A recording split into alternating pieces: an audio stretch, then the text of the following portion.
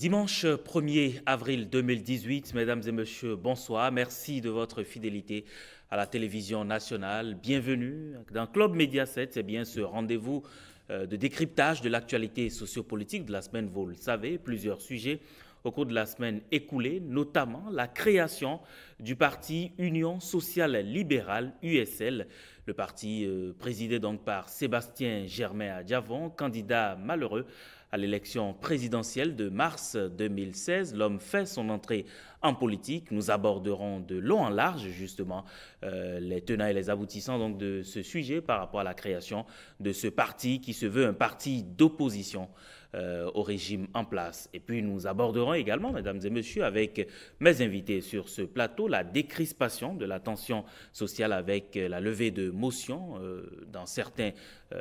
au niveau donc de certains regroupements syndicaux qui ont suspendu justement leur motion de grève. Nous reviendrons sur cela avec André Dossa, journaliste, rédacteur en chef de Canal 3 Bénin. André Dossa, bonsoir. Bonsoir Ricardo. Merci d'être avec nous. En face de André Dossa, Paul Emerico Adjovi, journaliste au quotidien Le Matinal. Bonsoir. Bonsoir Ricardo, bonsoir Benoît et à tous ceux qui nous regardent ce soir. Merci d'être avec nous ce soir. Mesdames et messieurs, avant de lancer justement le débat, je voudrais vous inviter à suivre la revue de presse. C'est une signature de Ulvaeus Balogun.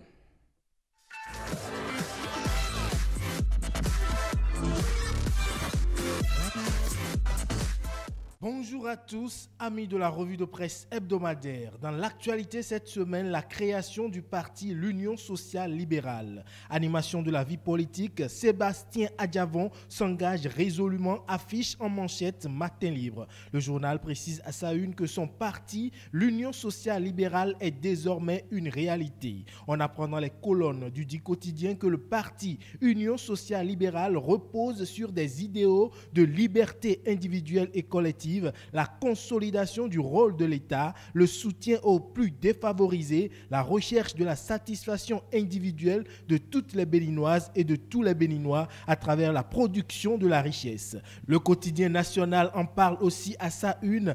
Paysage politique national, Sébastien Adjavon crée l'Union sociale libérale. Selon La Nation, ce parti qui se réclame de la gauche libérale se positionne comme un parti d'opposition au pouvoir en place et qui participera aux prochaines échéances électorales. L'événement précis, congrès constitutif du parti Union sociale libérale de ASJ, Adjavon officialise son opposition à Talon. La Nouvelle Tribune évoque également la même actualité en ces termes. Congrès constitutif de l'Union sociale libérale, Sébastien Adjavon apporte un renfort à l'opposition.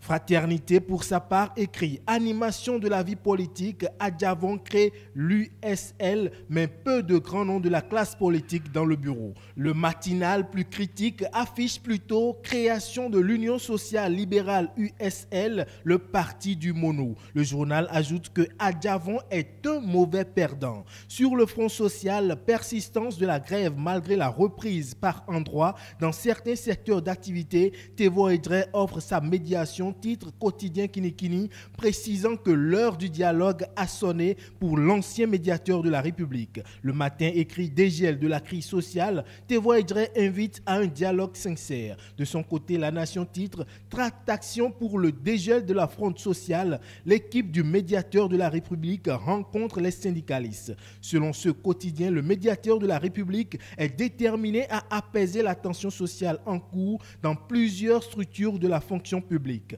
Il a rencontré ce jeudi 29 mars les secrétaires généraux des centrales et confédérations syndicales avec qui il a échangé sur leurs revendications et préoccupations par rapport à leur grève déclenchée depuis le 16 janvier dernier. Cela afin de proposer un protocole d'accord entre les syndicalistes et le gouvernement. Levée de motion de grève, les enseignants du supérieur reprennent les cours, affiche à sa une Le Matin. Fraternité aussi en parle à sa manchette. Dégel de la fronde sociale au Bénin, les enseignants du supérieur suspendent leur grève. L'autre vision évoque la même information. Suspension de grève dans l'enseignement supérieur, enseignants et étudiants dans les amphis ce jour. Le journal précise qu'un moratoire de 2 mois est accordé au gouvernement. En pêle-mêle, cybercriminalité, crimes rituels et crapuleux, le gouvernement engage une riposte sévère, apprend-on dans l'événement précis, qui, comme le potentiel, parle de la rencontre de vérité entre 3 ministres du gouvernement et les dignitaires du culte vaudou, la traque contre les cybercriminels et leur nom lancé. La dépêche reprend le ministre de l'Intérieur à propos des crimes rituels au Bénin. Nous allons brûler les fétiches qui demandent du sang humain. Quotidien Kinikini évoque cette même actualité avec ces termes. Crimes crapuleux et sacrifices humains au nom du vaudou Kenessi. Toute divinité qui demande du sang doit être brûlée, dixit Sakalafia. Le matinal conclut alors: crime crapuleux, les pouvoirs publics haussent le ton, laissant la nation dire riposte aux assassinats récurrents et autres actes délictueux, traque aux cybercriminels et faux féticheurs. En culture, la nation écrit: Festival international de théâtre du Bénin, la 14e édition aura lieu du 16 au 24 novembre prochain. Le matinal écrit que pour le FITEB 2018, Oswald Omeki passe les innovations à la loupe. Révolution du FITEB sur le nouveau départ, Omeki annonce les grandes lignes, titre l'autre vision. Et la nouvelle tribune d'ajouter: FITEB 2018, l'édition du repositionnement s'ouvre le 16 novembre avec des innovations. Promotion du théâtre national, le FITEB prend un nouveau départ, conclut Bénin Intelligent. Ce sera tout pour cette revue de presse. Madame, monsieur, c'était Ulvaeus Balogun à la présentation. À dimanche prochain.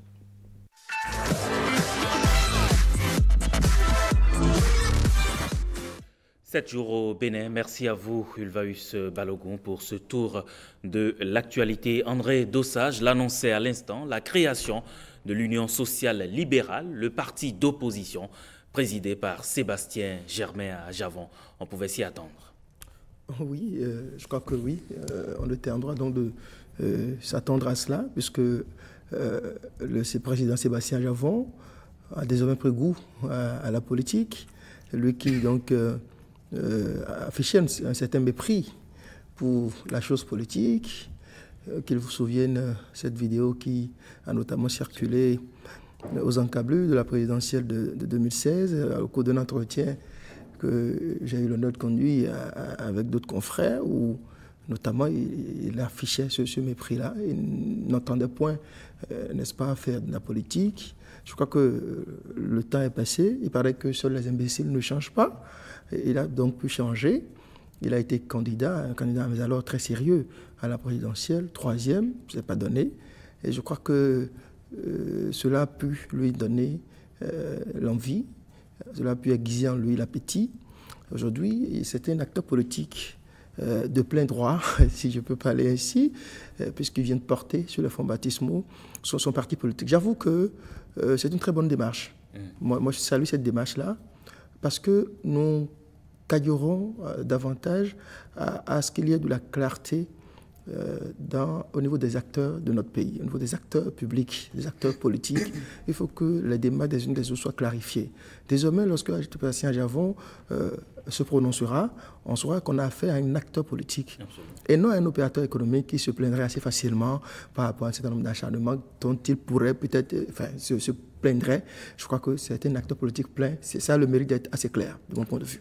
Un acteur politique plein, Apollo Adjovi, dans son discours justement devant ses militants ce jour-là, Sébastien Javon est revenu justement sur ses choix antérieurs, notamment en 2016, après l'élection, notamment le premier tour de l'élection, où la coalition de la rupture a soutenu le président Patrice Talon.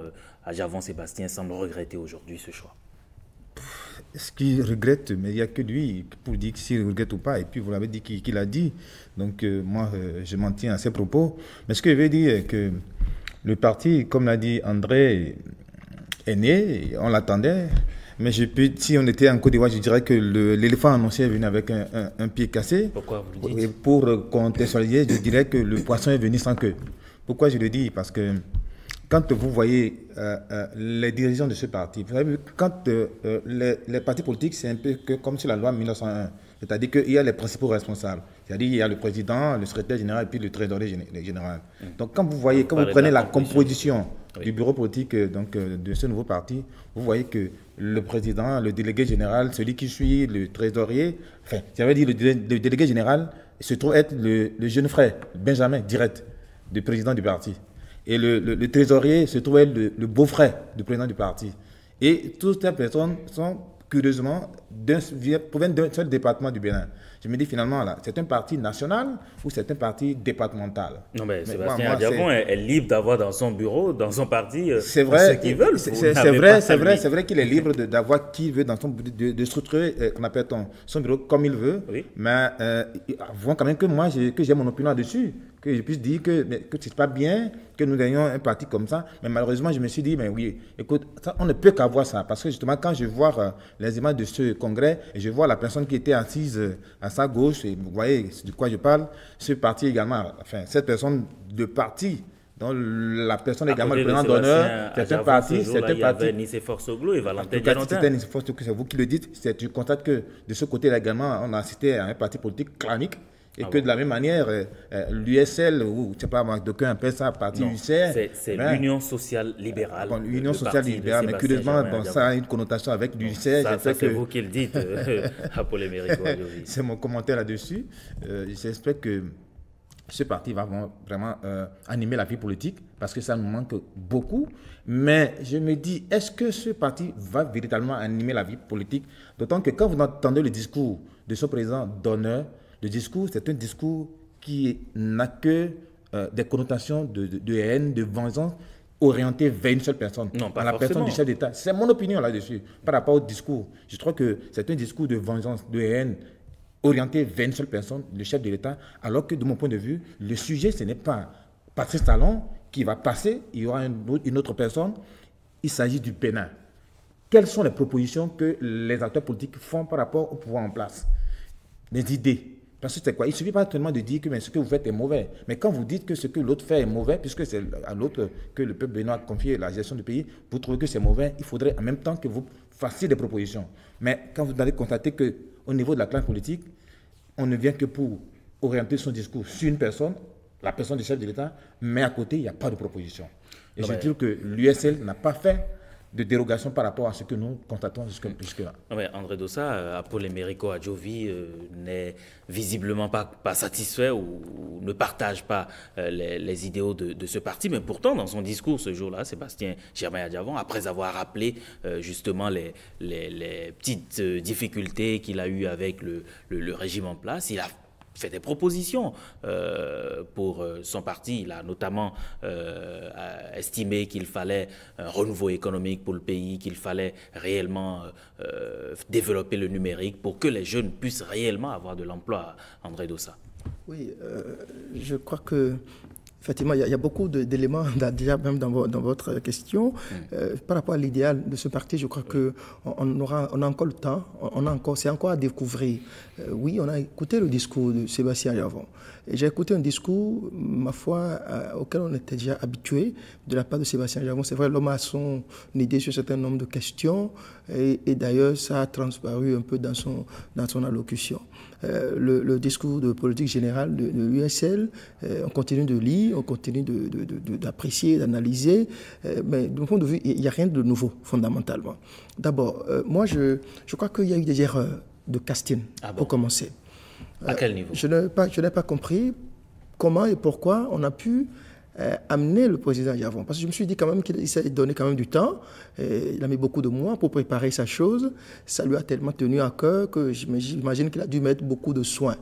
Si c'est le cas, comment on a pu lui fourguer des hommes politiques, des chefs de parti qui n'ont pas organisé des congrès au niveau de leur parti et qui ont été positionnés dans le bureau de son parti politique. Ils ont violé les dispositions de la charte des partis politiques. Je veux parler de mon grand frère et très cher ami André Dassundo, qui est chef de parti. Je veux parler de Séphirin Kandiamoundé, qui est chef de parti. Je veux parler de l'honorable Arossi, qui, bon, plus tard, on a pu lire dans les médias, les réseaux sociaux, qu'il a pu écrire et déposer sa lettre de démission au niveau de l'Union fait la Nation. Je ne sais pas si la même démarche a été faite au niveau de l'UNDP, dont il est par ailleurs membre. Alors, comment ça s'est fait? Je sais que Sébastien Adjavon n'a pas créé une alliance politique. C'est un parti politique qu'il a créé. Absolument. il me semble d'ailleurs que quelques jours, quelques heures après les travaux de ce congrès, l'honorable Zéphirin Keïta-Rondé aurait laissé entendre que l'UDD ou Ologede, son parti, demeure et qu'il s'agit d'une alliance. Alors, sur quelle base ils ont pu s'entendre pour que le président Sébastien Javon accepte de les mettre dans son bureau? Je n'ai pas compris. J'ai trouvé ça un peu bizarre. Autre chose, je crois que lorsque le président Sébastien Javon il met un point d'honneur à relever et dénoncer le népotisme dans la gestion du pays, donc népotisme de la part de Patrice Talon, le chef de l'État, c'est que quand il fait ça, il essaie de donner le bon exemple. Il me semble que c'est ce qu'il y a de plus normal. Mais quand on voit dans son parti et qu'il est président d'honneur, le premier responsable qui suit, c'est son frère. Je dis, il y a un problème, il y a mal donne à ce niveau. Pas fini. Hein. Alors, pourquoi on parle de népotisme? On dénonce le népotisme, c'est-à-dire c'est la vérité dans les Pyrénées, erreur en deçà. Je n'ai pas compris. Je crois que c'est quelques erreurs qui ont pu être commises. Autre chose, je crois, j'ai pu noter aussi, c'est vrai, en politique, quand on fait de la politique, il faut aussi pouvoir être opportuniste. J'ai noté aussi de l'opportunisme un petit peu. Le parti s'appelle USL, Union Sociale Libérale. Oui. Alors, le président Sébastien Javon, c'est le président du patronat. C'est-à-dire, c'est un homme d'affaires, c'est un capitaliste. D'accord? Oui, et l'homme aime aussi se poser en homme humanitaire, qui fait beaucoup, c'est vrai, il fait beaucoup d'œuvres sociales, il accomplit beaucoup de choses dans la communauté. Et alors, il se lance en politique dans un contexte où nous parlons de rupture, où il est fait au président actuel, le chef de l'État, le reproche, voilà, d'être un capitaliste et de gérer le pays de façon un petit peu rigoureuse et que, voilà, c'est le capitalisme, etc. On lui reproche un certain nombre de choses liées au capitalisme. Alors, dans ce contexte, quand Javon crée son parti, il met l'accent sur le socialisme. C'est-à-dire quoi? Il met l'accent sur ses œuvres, il veut toujours rattacher ça à son action politique. Qu'il vous souvienne, lorsqu'il s'est porté candidat, rapidement, on a les actions, tout ce qu'il a eu à réaliser dans les différentes localités de notre pays pour montrer combien il est social, combien Javon il est généreux et qu'il pense à la population. Alors, donc, on rattache ces deux éléments-là, ça donne le nom de son parti, il fait du socialisme libéral ou on va dire libéral social. Bon, d'autres personnes ont pu défendre cela et expliquer de long en large. Donc, il y a eu quelques erreurs qui ont été commises. Et puis, franchement, on attendait à voir mieux, ou sinon plus que ce qu'on a eu là. Sébastien Javon qui crée son parti, ça doit être quelque chose de maous, d'extraordinaire, du point de vue donc de la composition du bureau. Vous rejoignez à Paul Emerico Adjovi, qui estime que le bébé est né, mais avec déjà des difficultés. Beaucoup ont pu être laissés un petit peu sur le sol, mais je crois qu'on pouvait attendre mieux. Maintenant, il y a eux-mêmes, ils expliquent, moi j'ai écouté un peu.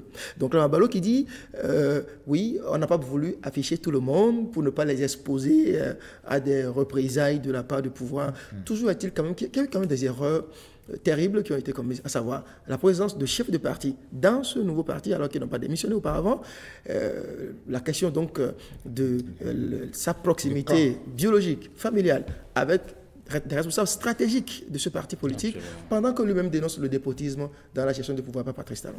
Je peux ajouter, puisque tantôt vous dites que mais désormais, il faut le prendre, André l'a dit, il faut le prendre comme un homme politique. Oui. Mais dans le même temps, l'individu, il est président du patronat. Je me demande, est-ce que désormais, quand il va sortir, là, on va le prendre comme président du patronat ou homme politique? Le mélange, l'amalgame est vite fait. Il va falloir donc que M. Adjavon, je me prenne... Qu'est-ce qu'il doit faire? Je pense qu'aujourd'hui, il dit qu'il est entré officiellement en politique. Je crois que pour une question d'éthique, il doit pouvoir démissionner, c'est mon point de vue, de la présidence du patronat. Pour qu'il n'y ait pas d'amalgame à ce niveau-là. André, il doit démissionner? Je crois que je ne connais pas les tests du patronat, du Conseil national du patronat du Bénin, mais je ne crois pas qu'on puisse mélanger les deux. C'est-à-dire qu'un homme politique préside le patronat. Je crois que même déjà, depuis qu'il était candidat, il me semble que ce choix devrait avoir été fait, et ce qui n'a pas été le cas. Je crois que maintenant qu'il est pleinement dans l'arène politique, il me semble qu'il doit pouvoir... Pour une question d'éthique, je pense qu'il doit pouvoir donc en tirer les conséquences. Parce que c'est quoi? Si homme d'affaires, donc, puisqu'aujourd'hui, il ne faut pas se le cacher, il y a cette affaire de redressement fiscal vis-à-vis de lui par rapport à ces sociétés. Alors, quand qu'on appelle l'administration publique donc, va pouvoir donc, lui donner l'injonction d'aller régler ce problème avec le fisc, est-ce que les gens ne vont pas mettre ça sous la coupe qu'on appelle de la chasse aux sorcières, comme quoi que c'est un adversaire politique au pouvoir en place, donc on veut l'empêcher donc de pouvoir donc exercer ses droits politiques. Il faut qu'il tire les conséquences. C'est son droit donc d'aller en politique, c'est son droit d'être homme d'affaires, donc il ne faudrait pas qu'il y ait d'amalgame de mon point de vue pour que les gens puissent savoir que désormais quand il parle, c'est l'homme politique qui parle, c'est la personne qui a été troisième qu'on appelle aux dernières élections, et qu'on puisse donc le prendre réellement par rapport à son point, pour qu'il n'y ait pas d'amalgame. Quelque part, oui. à Paul Emerico Adjovi, est-ce que vous ne saluez quand même pas la création de ce parti, puisque désormais, il a dit qu'il va faire de l'opposition au régime. C'est quand même bien, cela devrait pouvoir animer la vie politique et démocratique de notre pays. Je l'applaudis des deux mains, puisque, comme l'a dit André, là, désormais, là, on a une clarification par rapport à l'échiquier politique, puisque depuis 2016, les gens, enfin, on a constaté qu'il y a une certaine léthargie au niveau de l'animation de la vie politique. Qu'aujourd'hui, un parti naisse et puis les dirigeants disent que, écoutez, on est opposé à ce régime en place. Et n'oubliez pas également que l'interview que le président d'honneur de ce parti a donné l'année dernière, comme quoi qu'en 2021, et qu'il va mettre la barre un peu, enfin, très haut. Donc je me dis donc qu'il est en train de travailler donc pour pouvoir donc mettre la barre très haute. Donc il faudrait, je le dis une fois encore, qu'il y ait une démarcation et que, puisque vous n'êtes pas sans savoir que dans notre sociologie politique, chaque fois que quelqu'un n'est pas avec le pouvoir en place et que la personne a maille à avoir avec la justice, on trouve toujours que c'est pour des questions politiques qu'on est en train d'enquiquer la personne. Sébastien Adjavon, il est président du patronat, qui a une fonction, une haute fonction, c'est-à-dire le président de tous les entrepreneurs du Bénin, et en même temps, aujourd'hui, il est homme politique. Il faudrait qu'il tire les conséquences pour qu'on puisse voir, éclaircir qu'on appelle l'horizon des Béninois, pour qu'on puisse voir clairement qui il est désormais. André Dossa, l'USL sceptique sur son choix, sur son avenir, sur ses succès, notamment 2021 ? Nous allons apprécier les perspectives pour l'USL à l'aune des choix et des positionnements de ses dirigeants. Nous parlons en temps de patronat. Je crois que le président, Sébastien Adjavon, qui a créé son parti, qui est un parti d'opposition, il aura du mal à présider le patronat puisque ça regroupe les opérateurs économiques du pays, les patrons du pays, et qui ne sont pas tous de l'opposition. Alors, étant de l'opposition, ils ne voient pas dans la même direction que le pouvoir en place et dans les orientations à donner, dans même la défense même des intérêts des patrons du pays. Je crois qu'il sera difficile pour lui de ne pas y mêler ses convictions politiques. Je crois que de ce point de vue-là, il me semble qu'un choix devrait être fait. Quant à l'avenir de l'USL, je crois qu'actuellement, on devrait pouvoir, l'USL doit rapidement se positionner sur les débats en cours. Il y a de grands débats en cours en ce moment, notamment sur la question donc, de la réforme du système partisan. Quelle est la position de Sébastien Adjavon sur cette question-là? Je crois que, de mon point de vue, il a plus à gagner à ce que ces réformes-là aient lieu. Il vient de créer son parti. Déjà, on a observé qu'il y a des gens qui n'ont pas démissionné de leur parti qui sont avec lui. On se demande qu'est-ce que ça va devenir, leurs différents partis politiques. Et il ambitionne de convoyer un certain nombre de députés à l'Assemblée nationale. Si Sébastien Adjavon, il y a une grosse différence entre un opérateur économique, donc beaucoup d'argent, beaucoup de moyens, qui va à une élection présidentielle, qui a pu s'offrir le soutien de beaucoup d'acteurs politiques et qui a été troisième. Il y a une grande différence, ce personnage-là, et un chef de parti. C'est deux choses totalement. Maintenant, il apprend la politique, il apprend à faire la politique, à gérer un parti politique, à négocier des contacts, des alliances, etc. Alors, Sébastien Adjavon, il doit travailler à ce qu'il y ait ce regroupement-là pour qu'il puisse davantage rassembler autour de sa personne, autour de l'idéal de son parti politique. Mais on ne sait pas encore concrètement quelle est sa position par rapport à ces réformes-là. Il y a beaucoup d'autres sujets en cours. En fait, ils viennent de venir, ils sont arrivés. On va leur donner le temps de se prononcer, de s'exprimer pour qu'on connaisse concrètement, au-delà donc du social-libéralisme qu'il incarne désormais, quelle est sa position par rapport à ces différentes préoccupations nationales actuellement dans notre pays. Paul, ils viennent d'arriver, on va leur donner le temps justement avant d'apprécier leur bilan, n'est-ce pas? On va leur donner le temps. Je voulais ajouter ce que André Deveni tout à l'heure pour dire que c'est vrai que Sébastien Adjavon, il y a de cela 2 ans, était arrivé 3e, mais je me dis aujourd'hui, lui, chef des partis politiques, est-ce que si nous reprenons les élections présidentielles, est-ce qu'il aura le même nombre de voix, 23%, c'est-à-dire près de 623 000 voix? Parce que hier, il avait, comme il a dit, c'était dans une coalition. Il avait donc Mme Ansi avec lui, Mathurin Nago, beaucoup d'hommes politiques autour de lui. Et qui, vous savez aujourd'hui, c'est un homme politique, où se trouve aujourd'hui ces hommes politiques là. La preuve, vous ne l'avez pas vu qu'on appelle au congrès de Sébastien Adjavon. Donc, est-ce à dire que c'est Adjavon de 2016 que nous avons en 2018? Est-ce qu'Adjavon de 2016 qu'on aura en 2019 par rapport aux prochaines élections législatives? C'est pas le même personnage. Les informations de ce congrès, c'est que ses anciens alliés ne sont plus avec lui. Mais ça dit que c'est fini. Je ne crois pas, il faut faire attention. Nous sommes en politique. Et 2019 est encore loin. Tout peut arriver, c'est possible. En tout cas, on aura le temps d'apprécier le bilan de l'USL, ce parti d'opposition dont le président d'honneur est le président Sébastien Germain Adjavon, président du patronat. Nous verrons bien ce que va faire l'USL dans l'animation de la vie politique du Bénin. En attendant, on va pourquoi pas évoquer ce deuxième sujet dont je parlais à l'entame de cette émission à Paul-Émeric Ouadjovi. Il s'agit bien de la décrispation de la tension sociale face donc à la grève qui perdure au niveau des centrales et confédérations syndicales. Les parents ont poussé un ouf de soulagement récemment quand on a vu qu'il y a l'intersyndicale au niveau du primaire et du secondaire qui a levé sa motion. Ensuite, il y a eu au niveau de l'université les professeurs d'université qui ont également suspendu leur motion, mais restent les confédérations et les secrétaires généraux des confédérations et centrales syndicales qui sont encore en grève. Je crois que vous avez bien fait de planter le décor pour dire qu'au niveau de certains syndicats, donc, il y a donc levé de motion d'ordre de débrayage. Donc je crois qu'au niveau des centrales syndicales, c'est tellement qu'à leur niveau également, ils sont en train également de mijoter la chose et qu'ils doivent pouvoir donc suivre le mouvement. Parce qu'il n'y va pas de leur intérêt que l'on dise qu'au terme de leur mandat, que l'on mette à leur bilan que le pays a connu une année blanche pendant qu'ils étaient secrétaires généraux de leur centrale syndicale. Je crois que c'est une bonne chose et je sais que d'ici à là, j'ai la ferme conviction que d'ici à là, que les centrales syndicales vont également emprunter la même voie que leurs collègues syndicats au niveau du primaire, du secondaire et puis du supérieur. À la preuve en est qu'il y a déjà une des centrales, CSPIB, oui, puisqu'ils sont en total 5. Mais il y a déjà une que justement cette centrale n'a aucun poids. N'a aucun poids, mais écoutez, c'est une centrale qui notamment qui rassemble beaucoup plus le privé, me semble-t-il, le privé. Donc, vous savez que le privé, dit que ça ne rassemble pas de poids, je dis, bon, les gens du privé sont tout le temps à travailler, ils ne font pas de la grève, mais je crois que leurs camarades, comment ça s'appelle, Bassabi, Chadaré, Emmanuel Zounon et puis Kassamampo, je crois qu'ils vont entendre la voix des parents d'élèves, la voix des enfants, la voix du peuple, pour pouvoir donc nous donner satisfaction pour que nous ne connaissions pas une année blanche. André Dossa, optimiste? Oui, on ne peut que rester optimiste. Ça fait 3 mois déjà de grève, c'est énorme. Et toute attitude en fait qu'il faut avoir par rapport à cette situation, il faut se mettre dans une posture de plaidoirie, de plaidoyer.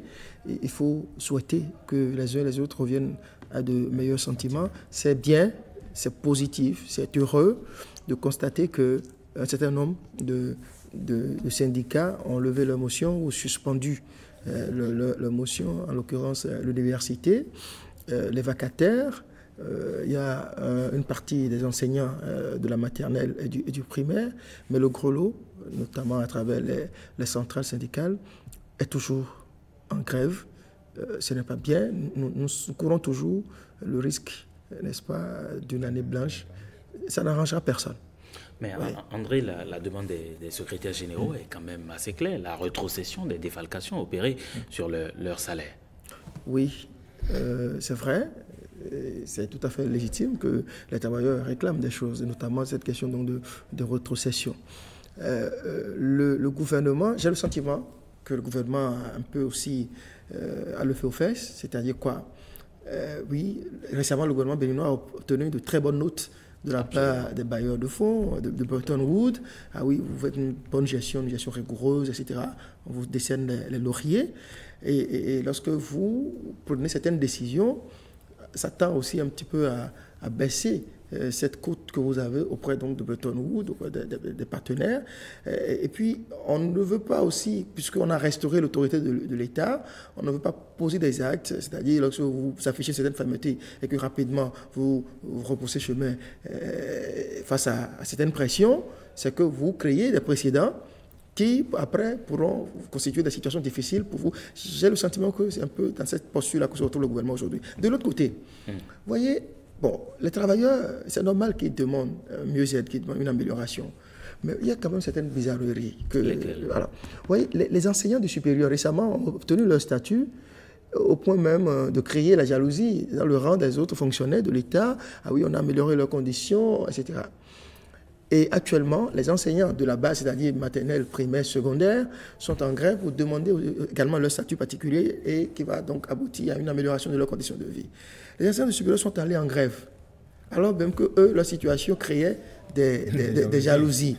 Alors, j'ai parlé avec un secrétaire général de Confédération la dernière fois, il me dit, regardez tout ce qu'on a donné aux enseignants du supérieur. Et nous, on nous propose en tout pour tout 28 000 francs seulement par an. En deux, c'est dérisoire, on ne peut pas accepter. Je dis, mais pourquoi eux, ils sont allés en grève si vous estimez que leur situation est déjà meilleure, en tout cas, à la faute? Oui, ici, c'est quand même un peu bizarre, c'est la situation que nous vivons. Toujours est-il que, de toute façon, le gouvernement fait des propositions que les travailleurs n'acceptent pas. Et le gouvernement semble ne pas être en mesure d'aller plus loin. Je crois que maintenant, les médiateurs doivent pouvoir rentrer en scène, essayer d'amener les uns les autres à trouver un juste milieu. Toujours est-il que le spectre de l'année blanche plane et toujours. Personne ne sortira indemne de la situation si jamais l'année blanche devrait survenir. Non, ce que je dirais, à contrario d'André, je dirais que non, ce n'est pas légitime de réclamer quand vous rétrocédez les défalcations. Ah bon, non, ce n'est pas tout légitime. Quand vous ne travaillez pas, celui qui ne travaille pas n'a pas droit au salaire. Mais par le passé, nous avons vu sous le président Boni Yayi, justement, c'est ça, justement. Où finalement, les précédents, il a dû ça, les précédents qui créent des problèmes. Ce sont les précédents qui créent des problèmes aux successeurs de Boni Yayi. C'est dangereux de se comporter ainsi. Nous avions connu cette gouvernance de populisme. Je crois que c'est fini. Comme il a dit, là, on a restauré l'autorité de l'État. Oui. Et quand dans une république, il y a votre employeur, vous êtes employé, vous ne travaillez pas, vous n'êtes pas en droit de réclamer votre salaire. Nous sommes dans une situation un peu compliquée. Le gouvernement a appelé donc les intéressés qui ont déjà violé le texte avant d'observer un mouvement de débrayage. Parce que les textes disent qu'il faut d'abord aller aux négociations. C'est quand il y a un échec que vous déposez un préavis avant de déposer la motion après. Dans le cas des faits, rien de ça n'a été observé et c'est fort de cela que le gouvernement donc, a procédé à une défalcation, ce qui est normal. Maintenant, écoutez, il s'agit d'un sujet très sensible qui est l'éducation, qui s'agit de l'éducation des enfants du pays, des enfants de l'avenir de demain. Le gouvernement fait des propositions. Mais je pense qu'il faudrait que chacun puisse se donner, avoir confiance en l'autre, pour que chacun donc, également puisse donc, faire preuve de sa bonne foi. Si le gouvernement fait des propositions, de mon point de vue, je pense qu'il faudrait que les centrales syndicales demandent à leurs militants de commencer, reprendre le chemin de l'école tel que le gouvernement l'a souhaité et que le gouvernement aussi, puisque sans la représentants... Oui, ça, je ne dirais pas ça, mais il faut commencer d'abord. Prendre l'opinion publique et internationale, nationale et internationale à témoin pour dire que nous avons repris l'école. Et nous demandons qu'on nous retrocède. Et quitte à ce que le gouvernement, de mon point de vue, se retrouve, parce que c'est en conseil des ministres que la décision a été prise, se retrouve et que nous allons prier le gouvernement donc, de pouvoir donc, avoir la main un peu flexible et donc pouvoir donc, voir ce qu'il faut faire et rétrocéder. Et quitte à ce que les autres points de revendication qui restent, qu'ils continuent toujours donc, de se voir et échanger pour que, écoutez, leurs conditions soient plus ou moins améliorées. Mais pas sans savoir qu'ils sont nombreux, ces enseignants de la maternelle, du primaire et du secondaire.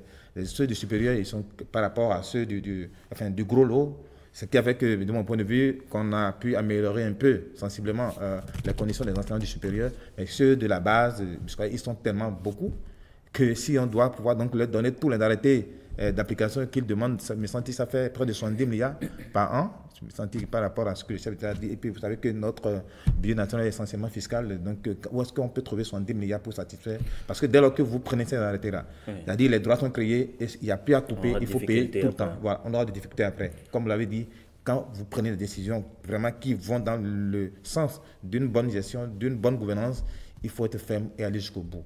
Mais en tout cas, en attendant, André, c'est tout le secteur de l'éducation qui est paralysé, mais également au niveau du secteur judiciaire, les magistrats sont toujours en grève. Oui, les magistrats sont en grève.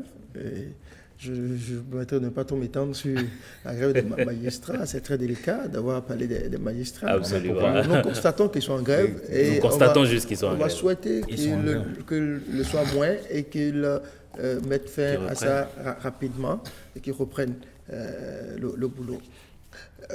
Oui, pallier. On a habitué les fonctionnaires béninois à mettre la pression et obtenir. Quitte à creuser des trous pour l'ensemble de la communauté. Et ce que je dis, ce n'est pas de nature à faire plaisir à nos amis, notamment les enseignants. Les enseignants, actuellement, sont autour de un peu plus de 10% du budget national. Vous voyez?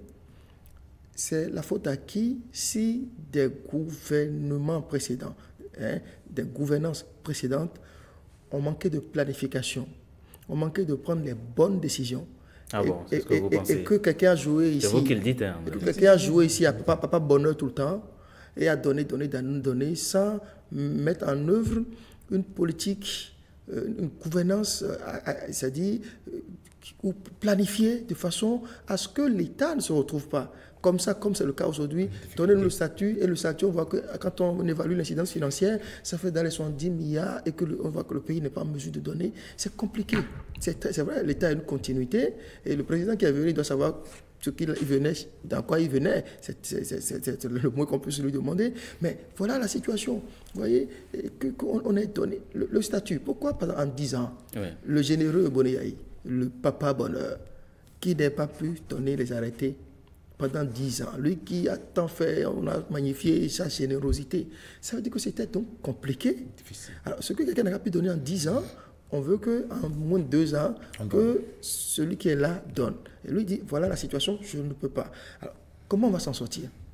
Les deux camps... Il faut dialoguer. Alors, il faut dialoguer. Alors, le dialogue, ça se fait comme on le voit là, et on observe que ça n'aboutit pas. C'est vrai, c'est des signes tout à fait positifs que des motions sont suspendues de part et d'autre, levées ailleurs, etc. Il y a au moins une centrale également qui est passée à l'acte.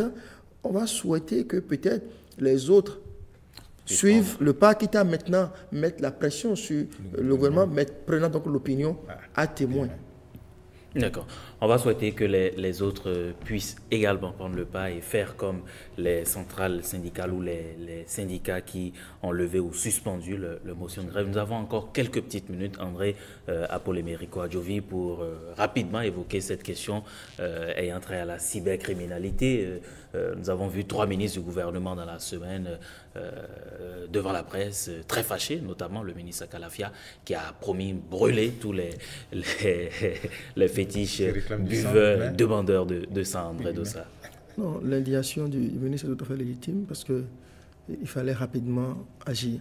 Oui. Et moi, je salue cette démarche du gouvernement. Il faut véritablement que l'État prenne sa responsabilité. C'est un nettoyage total. Hein? Oui, il le faut. Ça a commencé, même si moi je suis un peu déçu. Ah bon, déçu? Oui, pourquoi? je suis déçu parce que je suis partisan de la rigueur. Je suis partisan de l'utilisation de moyens forts pour enrayer ce phénomène. André. Quand j'apprends que des gens sont interpellés, on les présente, il y en a qui sont mis systématiquement sous convocation, d'autres écopent de 2 mois. Tout ça. Mais ce n'est pas possible. Il faut qu'il y ait une sanction symbolique pour décourager. Pour décourager. Vous savez, on a banalisé la vie, on a banalisé la mort, on a donné la mort facilement pour avoir de l'argent, pour paraître. Et nous parlons ici d'enfants, de jeunes gens, des adolescents qui ont donc connu l'argent, qui ont connu les belles choses de la vie, qui s'amusent avec l'argent, qui, à 20 ans, ont appris à fabriquer, non pas, même le CFA ne se coupe pas en Afrique, ça se coupe en France.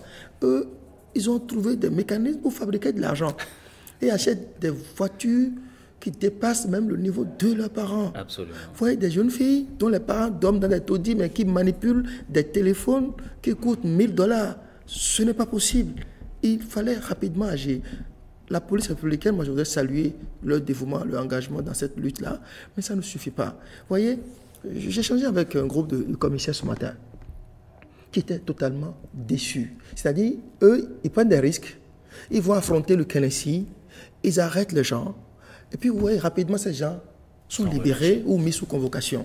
Alors ça servit à quoi les efforts? Je crois qu'il faut repenser un peu le mécanisme de répression de ce phénomène-là dans notre société. Sinon, on va peut-être, il y en a qui sont partis à Lomé, etc., ils ont quitté le pays, juste le temps que l'État se calme et que la police également se calme. Ils vont revenir, et puis on va apprendre crime rituel par-ci, vol d'enfants par-là, et on aurait alors rien fait. Je crois qu'il faut qu'on repense la façon, la méthode de sanction qu'il faut infliger à ces jeunes gens-là pour que ça ne se reproduise plus maintenant. Ça ne se passe pas qu'au Bénin.